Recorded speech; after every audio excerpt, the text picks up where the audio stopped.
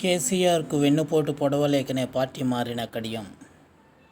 బీఆర్ఎస్లో ఉండి కేసీఆర్ను మోసం చేయలేక వెన్నుపోటు పొడవలేకనే పార్టీ మారానని చెప్పారు.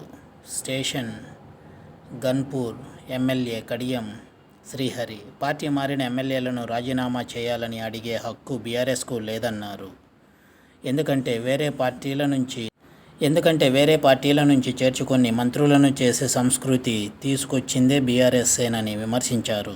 పదవిలో ఉండి పార్టీ మారడంపై రాబోయే రోజుల్లో చట్టం ప్రకారం నడుచుకుంటామని చెప్పారు.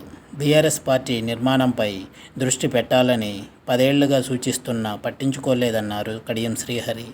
ఇప్పటికైనా పార్టీ నిర్మాణంపై దృష్టి పెడితేనే బీఆర్ఎస్ పార్టీ బాగుపడుతుందన్నారు.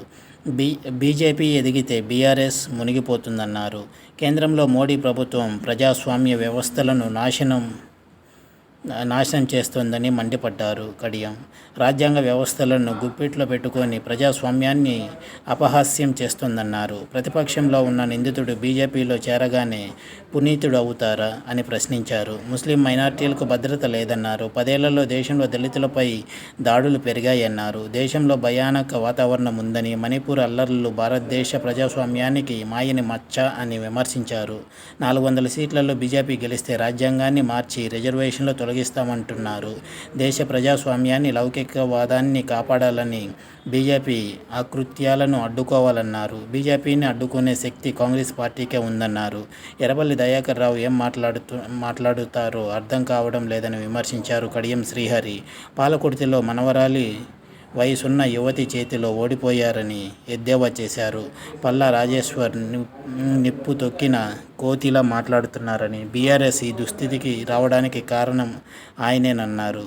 తన దోపిడీని బయట పెడతానని పల్లా అంటున్నారు.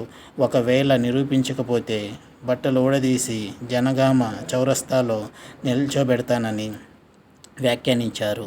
మానకొండూరులో 50,000 ఓట్లతో ఓడిపోయిన రసమయి బాలకిషన్ సిగ్గు లేకుండా తనపై విమర్శలు చేస్తున్నారని ధ్వజమెత్తారు. రాజయ్య 2 నెలలుగా కాంగ్రెస్ చుట్టూ తిరుగుతున్నా పట్టించుకోవట్లేదని, కానీ తనను ఇంటికి వచ్చి ఆహ్వానించారని చెప్పారు. ఇది వ్యూవర్స్.